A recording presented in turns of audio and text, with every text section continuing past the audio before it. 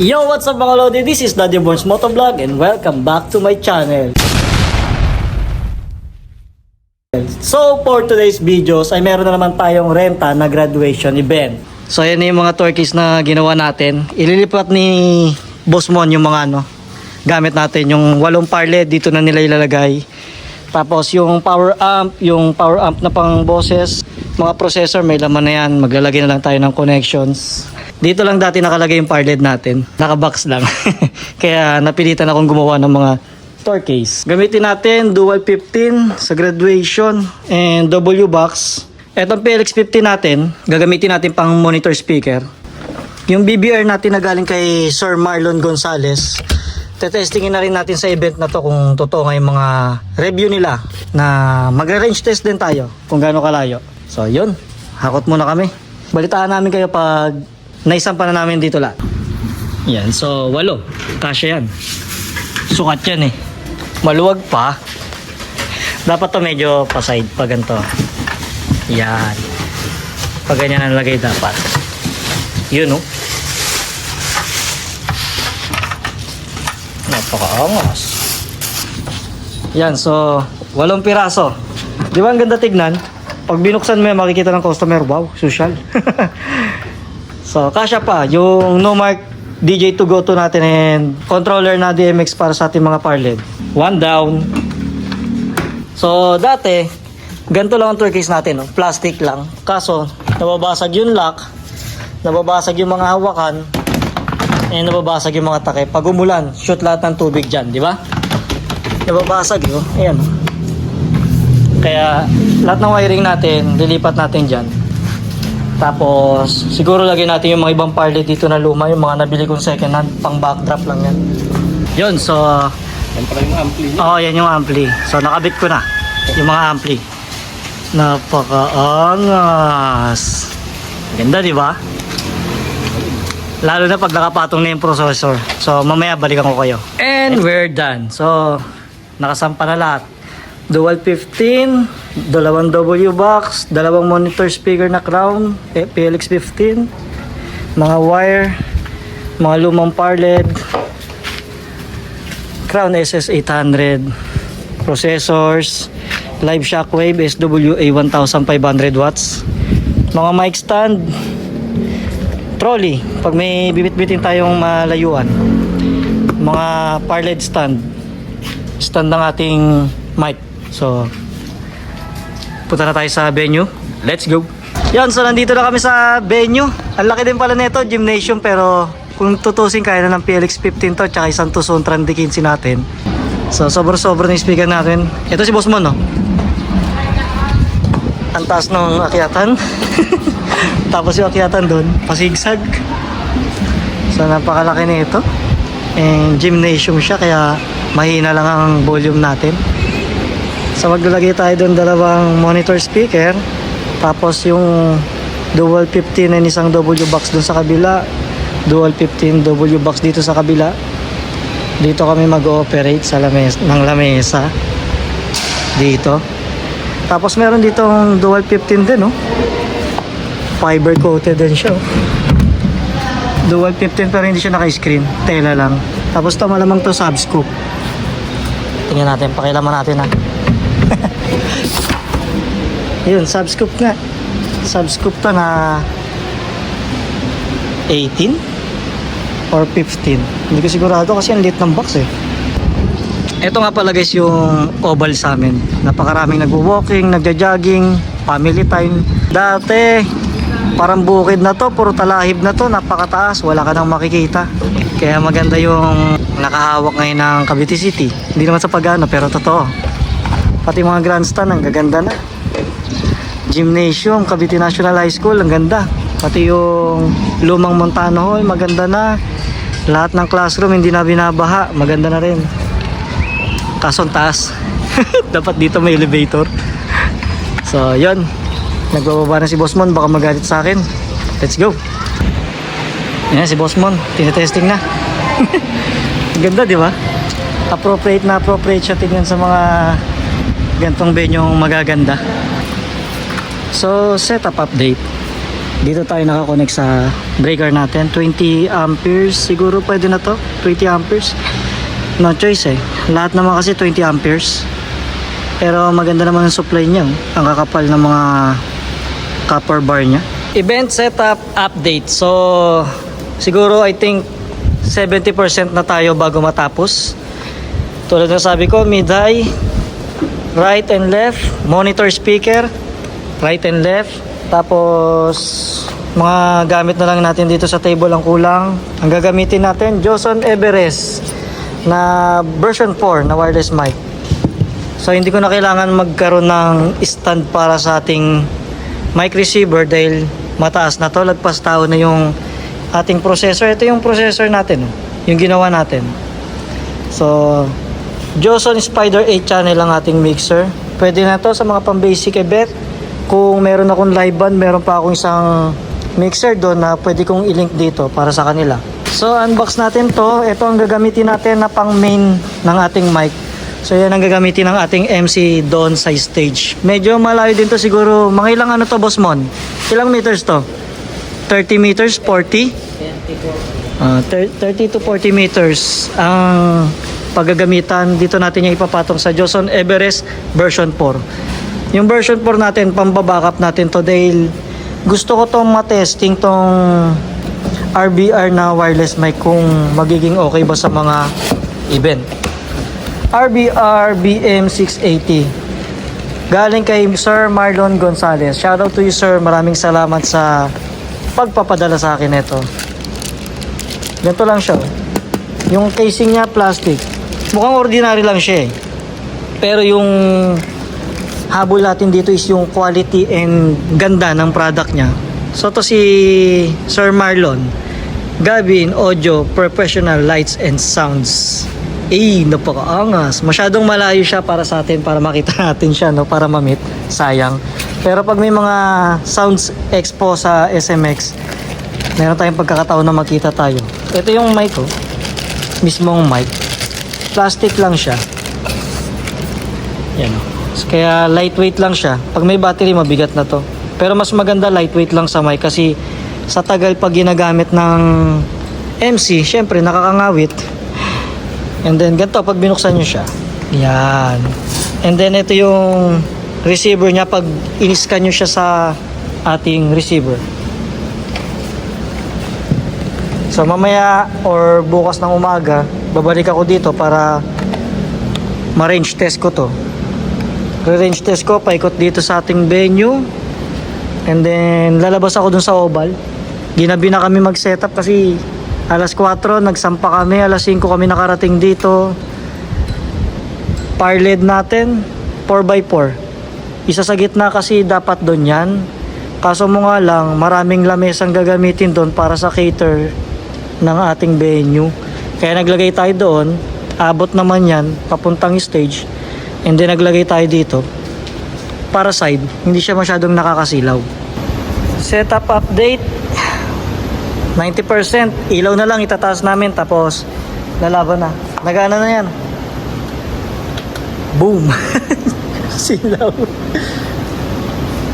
Nagana na mga ilaw, itataas na lang yan. Magliligpit ng mga gamit. Tong sub na lang ang ayusin ko.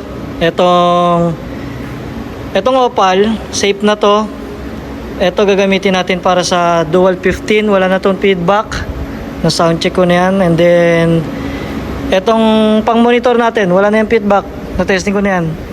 So safe na tong mga gamit natin. Magsa-sound check na ako ng konti lang. Yo, what's up mga lodi? So we're back. This is the another day of our vlog. Ito yung setup natin para bukas. Ito yung mga processors natin. And then mga gamit natin, laptop, hard drive na 1TB, Numark DJ2Go2, pang change music lang, maganda na yan. Joson Spider 8 channel, okay na rin yan. And then Opal na 31 band equalizer para sa ating dual 15, naka mono dito. And then ito para sa ating monitor speaker, naka mono tayo sa sub. Joson equalizer ang gamit natin. 3102 Pro model. Napakabisa niyan, pang sub. And then Sonic Maximizer, mumurahin lang yan pero malaking bagay. Siguro to off ko na to kasi nakamono lang tayo sa sub. Para sa sub lang to ginamit natin. And then Joson 234XS na crossover. So lahat to papatay na natin kasi hindi na to nagana. Isang channel lang nagana dito, pang sub lang. Naka 40Hz tayo. Crown SS800, ginagamit natin to para sa ating mga mid-high. And then Shockwave by Live SWA 1500, ginagamit natin to para sa dalawang D80 natin na Live Pro 1200 watts. Yung mga gamit natin na box hindi ginagamit, nandito sa ilalim para malinis tignan. And then toolbox, importante yan, lahat ng gamit nandyan, pati mga soldering iron. Titanium Audio TA80U Pro Audio na wireless mic, hindi natin siya ngayon gagamitin dahil meron tayong Joson Everest version 4 na pinadala ni Sir Joson. And then RBR na BM680 gamit ni Sir Marlon Gonzales. Maraming salamat sa pagpapadala sa akin. So yan ang main mic na gagamitin ko para sa mga mag-MC. And then kung merong mga kakanta, gagamitin ko is Joson.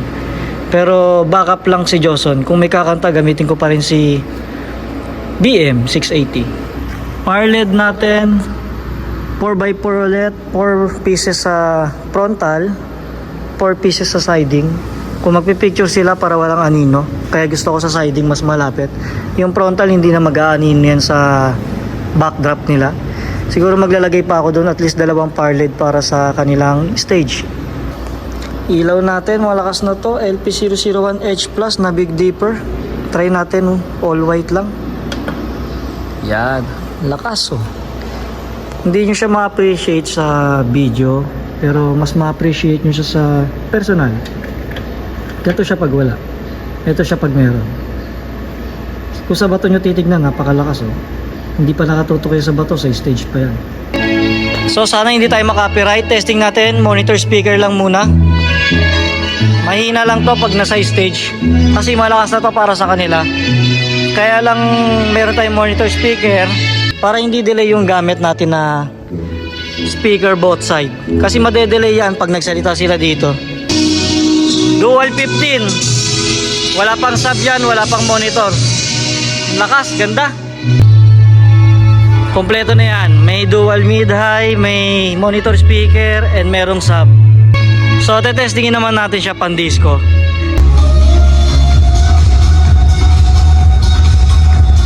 Napaka-solid.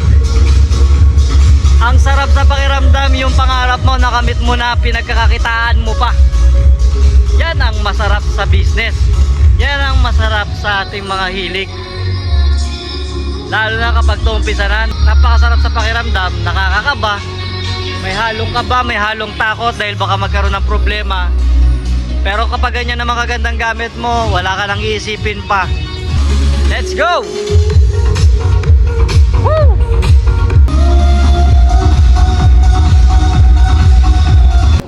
So ito na muna yung last vlog natin. Mag-ano muna tayo, update natin sa ating vlog. Magkakaroon tayo ng konting feedback check para sa ating monitor speaker. Sound check. So patayin natin tong dual mid-high. Check. Yan. Unity lahat ng gain natin. Feedback check tayo. Mic testing, sound check. PLX 15 na crown, sabi nila ma-high daw to eh.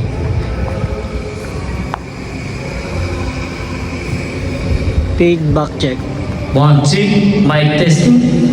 Malakas na to kasi dito nila to ikakabit. Kaya kailangan walang feedback to. Mic testing, sound check. 1, 2, 3. Okay, so doon naman tayo sa dual 15. Dual 15. Dual din yan? Opo. Mic testing, sound check. 1, 2, 3. 1, 2, 3. Mic testing, sound check. Yan, wala nang feedback. Safe na. Mic testing, sound check. 1, 2, 3. Yon, good morning mga Lodi. This is the day. This is the day that we're waiting for. Wow, English. So, gising na rin ang bata, 5 a.m. Pupunta na ako ng tindahan muna para i-attend siya kasi nandun ang mami niya and moving up ni Kuya Vince. Shoutout to you sa mga anak ko kay Kuya Alfred. Next, ikaw naman na mag-moving up next year. And then, maaga tayong pupunta. Ito yung bag natin, mga laptop.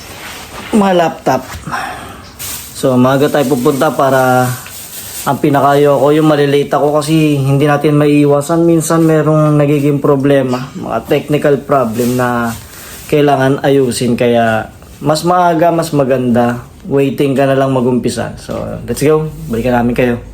Wala pa akong kabuhay-buhay, wala pa akong power kasi puyat ako, nag-edit pa ako ng Johnson Mount Everest range testing. So, let's go. Gamit natin papunta si Ninja 400. Yung multi-cab, i-charge ko pa dahil nalobat na naman yung battery. Ito ang problema kapag sa big bike yung cold start. Tapos 5 a.m. ng madaling araw. Ingay. 5 a.m. ng umaga magko-cold start ka, di ba? Buti na lang mababait yung kapitbahay namin. Dito sa Lati, Cavite City. So, andito na tayo guys. Si Ninja dyan muna. Keep safe ka muna dyan. Yung graduation sa kabilang gymnasium, ang dami ng tao. Naka-formation na sila. Dito sa amin siguro mga 7:30 start na rin. Yan lang sila oh. Kaya mahina lang ang ating gagamiting volume or gain. Kung tutusin, kaya na ng PLX 15 to, itong buong venue na to, and then to Sonora na D15 na subwoofer. Pero dahil gusto kong maging quality ang tunog lalo and gusto kong marinig yung setup ko pagdating sa mga gantong gymnasium. So yun, setup muna ako ng mga laptop. Let's go. And then gamit natin battery EBL, bale 4 na set na EBL. And then etong ginagamit ko talaga Beston na kulay white, and then Eneloop Pro na kulay black. Itong EBL maganda to, napakatagal maubos, pero since meron tayong mga bago na gusto natin matry kung mauubos siya in the whole event. Ito, subok ko na EBL. Nakita ko rin yung kay Sir Marlon Gonzales from YouTube, kaya nagandahan din ako dyan. So, nandito na sila. Ma'am, dalawa pa lang sila. So, may early bird tayo. Si ma'am yung naka-purple. Siya yung nakakuha ng early bird na medal. Charot. Mic testing, sound check, 1, 2. Mic testing, sound check, 1, 2, 3. Mic testing, sound check, check. Mic testing, 1, 2. So ito yung P3 Bluetooth audio receiver. Pinadala sa atin to ng X-Vibe. Napaka-importante sa akin ito dahil ginagamit ko to kapag mayroong mga nagpapakonect sa akin ng Bluetooth and malayo ang kailangan, at least mga 100 meters. So etong gamit natin. Although meron tayong Bluetooth sa mixer, pero at least 10 meters lang siguro nga abutin nito, lalo na kung maraming tao, magkakatang signal. So ginagamit ako ng X-Vibe. Meron ito sa Shopee, alam ko nasa 2,400 ata to or 2,500 from X-Vibe. So ano siya, XLR connector siya, ang dulo niya. So dito mo siya ikakabit sa XLR mo papunta dito. Pero mas prepare ko to na mag-cable kayo at ipatong nyo sa ibabaw ng inyong mga mic para mas mataas, lagpas sa ulo ng mga tao. At least kahit marami, yung signal niya sa ibabaw ng mga tao. So let's go. So pag in-open mo siya ganito, ito ang kanyang body. So ang ganda, plastic ang body niya, type C, pwede kayong mag-charge. And then switch on, switch off, on, pairing. And then meron nga pala itong stereo, pwede kayong mag-stereo. Ililink nyo siya sa isa pang ganito para magamit nyo siya ng left and right. Di ba ang ganda? So ganito mo lang siya gagamitin. Naka-pair na sa Bluetooth. Nakasaksak na dyan. Good to go na. 100 meters kahit maraming tao nakatayo. Lalaban na yan. Napakaangas. Baka X5 yan. Thank you so much sa pagpapadala sa akin ng inyong brand. At gamit na gamit ko to at napaka-importante sa akin pagdating sa mga gantong nagne-negosyo ng sound system. So, yun lang. So, meron tayo ditong DBX analyzer, sounds analyzer. So, dito ko nakikita pag may nagpi-feedback. Halimbawa, mag-feedback to, meron dito ang tataas sa mga high or sa low or dito sa low mid. Yun yung babawasan mo pagdating dito sa ating Opal equalizer. So, na-testing ko na yan na feedback check ko na yan kahit may music. Kaya nagbawas ako dito. Itong maganda kapag naka-AUX out tayo. Wala tayong popping sound pagdating sa bass kasi sa mga bawat channel, pareho nito sa music ko. Dito ako nagbo-volume ng bass. So, dito sa mga mic, patay lahat ng bass ko. Kaya napakaganda pagdating sa sound check. Tingnan nyo, wala siyang popping sound. Hey, 1, 2, sound check. Check, hey, 1, 2. Di ba? Wala siyang popping sound. Yan ang maganda sa BBR kapag hindi ginagamit kahit naka-open. Tingnan nyo yung mic ko. Hindi niya na napatay pero yan na dito. Naka-mute lang siya. Di ba?